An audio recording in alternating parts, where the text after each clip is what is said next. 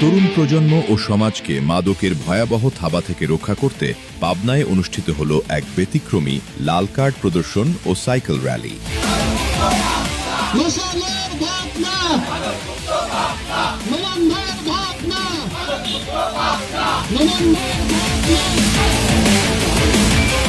মশালের ভাবনা, মাদক মুক্ত পাবনা, এই দৃঢ় প্রত্যয়কে সামনে রেখে মাদকের বিরুদ্ধে এ যেন এক ব্যতিক্রমী লাল কার্ড প্রদর্শন ও সাইকেল র্যালি। মশালের ভাবনা, মাদক মুক্ত পাবনা।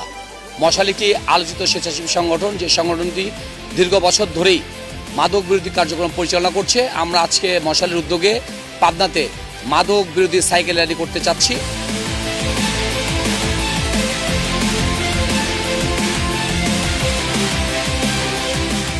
মশাল ফাউন্ডেশনের উদ্যোগে শনিবার দুপুরে জেলা প্রশাসকের কার্যালয়ের সামনে থেকে এই সচেতনতামূলক কর্মসূচির আয়োজন করা হয়।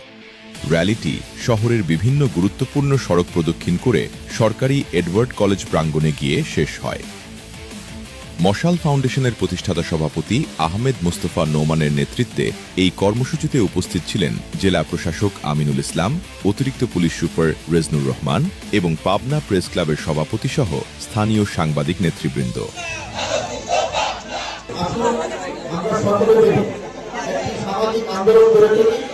আমরা এই র্যালির মাধ্যমে পাবনাবাসীকে জানাতে চাই, যারা মাদকের সাথে যুক্ত আছেন, মাদক ছাড়তে হবে অথবা পাবনা ছাড়তে হবে।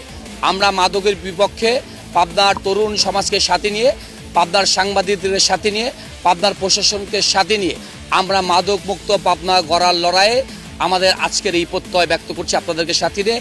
ইনশাল্লাহ পাবনার সচেতন সমাজ, পাবনার সাংবাদিক সমাজ, পাবনার প্রশাসন সমাজ সকলকে একসাথে নিয়ে মাদক মুক্ত পাবনা করব ইনশাল্লাহ। বক্তারা হুঁশিয়ারি দিয়ে বলেন, মাদক আমাদের তরুণ প্রজন্মের জন্য এক ভয়াবহ হুমকি, আর তাই মাদক মুক্ত সমাজ গড়তে প্রশাসন, পরিবার এবং সাধারণ মানুষকে সম্মিলিতভাবে প্রতিরোধ গড়ে তুলতে হবে।